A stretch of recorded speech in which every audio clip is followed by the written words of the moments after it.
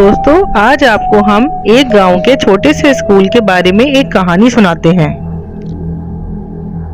इस स्कूल के बारे में बहुत सी पुरस्कार बातें गांव में मशहूर थीं। गांव के तकरीबन सारे बच्चे इस स्कूल में पढ़ते थे। इस स्कूल में गुड्डू, पिंकी, रानी, जोनी और पप्पू नाम के बच्चे पढ़ते थे। ये चारों आपस में बहुत अच्छे दोस्त थे और स्कूल के बाद भी साथ ही रहते और खेलते। इनके वालिदैन भी आपस में अच्छी दोस्ती थी।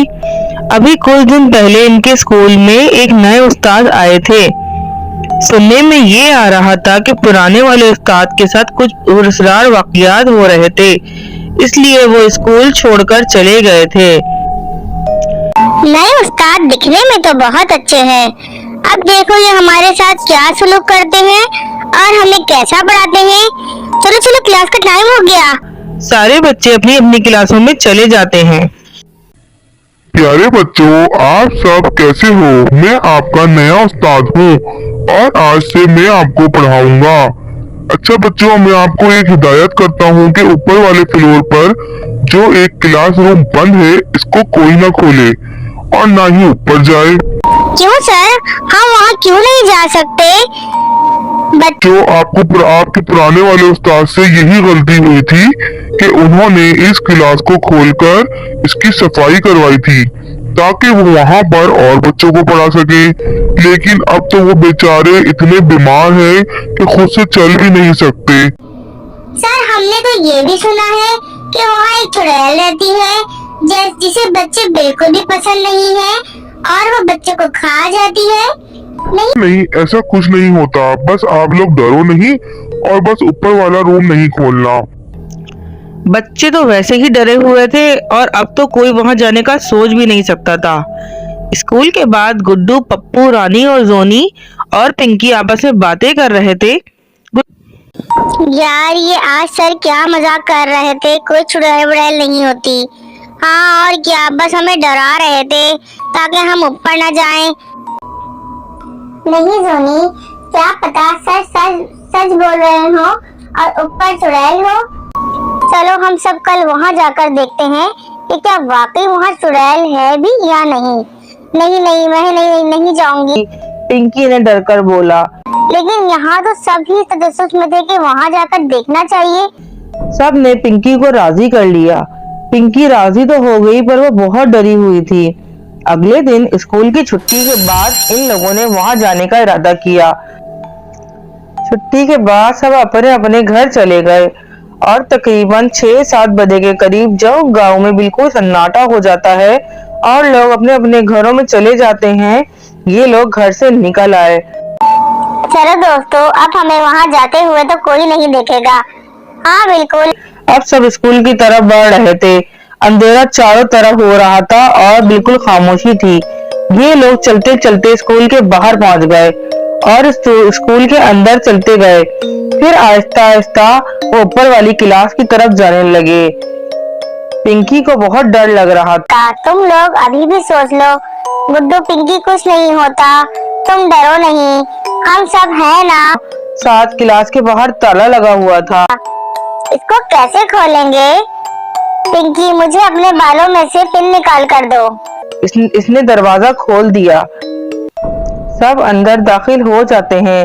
अंधेरे में कुछ साफ दिखाई नहीं दे रहा था कि अचानक से कमरे में एकदम रोशनी हो जाती है और सामने खौफनाक सी छोटी सी बच्ची खड़ी हुई थी जिसके बाल लंबे लंबे थे, दांत भी बहुत लंबे थे, लाल आंखें थी और बड़े बड़े बाल। सब डर जाते हैं और बाहर भागने लगते हैं, लेकिन दरवाजा अचानक से बंद हो जाता है। तुम लोग यहाँ क्यों आए हो?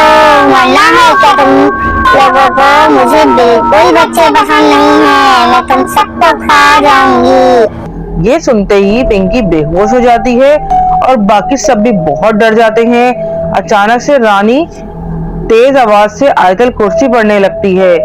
जैसे ही रानी ने पढ़ना शुरू किया, वो चुड़ैल चीखने लगती है और गुस्सा हो जाती है। ए लड़की, तू पढ़ना बंद नहीं करेगी? पढ़ना बंद कर दे वरना मैं तुझे खा जाऊंगी। रानी ने आवाज और तेज कर दी और वो ज्यादा चीखने लगी कि अचानक दरवाजा खुल गया जैसे ही गुड्डू और पप्पू ने देखा कि दरवाजा खुल गया है तो पिंकी को उठाकर बाहर ले आए और फिर सब आहिस्ता आहिस्ता भागकर बाहर आ जाते हैं। क्लास से बाहर आते ही दरवाजा बंद कर देते हैं। सब बहुत डरे हुए थे। पिंकी बेहोश थी। सबने पिंकी को होश में लाने की बहुत कोशिश करी मगर पिंकी होश में नहीं आ रही थी।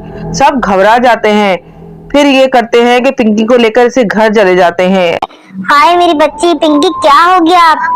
पिंकी को क्या हुआ है? और तुम लोग इतनी रात को यहाँ क्या कर रहे हो? सब इतनी रात को कहाँ गए थे? फिर रानी ने सारी बात बताई और सबके वालिदैन ने अल्लाह का शुक्र अदा किया कि बच्चे खैरियत से घर आ गए हैं। लेकिन सबको डांट भी बहुत पड़ी। इस हरकत पर सब बहुत डरे हुए थे। पिंकी को अगली सुबह होश आ गया था और स्कूल के उस्ताद तक ये बात पहुंच गई थी कि ये बच्चे रात को यहाँ आए थे और उन्होंने क्लासरूम खोला था। वो पिंकी से और बच्चों से मिलने उनके घर आते हैं और बच्चों से बोलते हैं, अल्लाह का शुक्र है तुम सब ठीक हो, मगर तुम लोग वहाँ गए ही क्यों थे? मैंने आपको मना भी किया था। सब बहुत शर्मिंदा थे और सर से माफी भी मांगने लगे और वादा करते हैं कि वो आइंदा वहाँ कभी नहीं जाएंगे। सर लेकिन हमारा तजस्सुस अभी भी वही का वही है। प्लीज हमें ये बताइए कि वो बच्ची कौन थी जो अब एक चुड़ैल की शक्ल में वहाँ रहती है? बेटा ये बहुत सालों पुरानी बात है। वो लड़की शाजिया है और शाजिया इसी स्कूल में पढ़ती थी और क्लास की सबसे अच्छी स्टूडेंट थी। क्लास से कुछ शरारती बच्चे इससे बहुत जलते थे।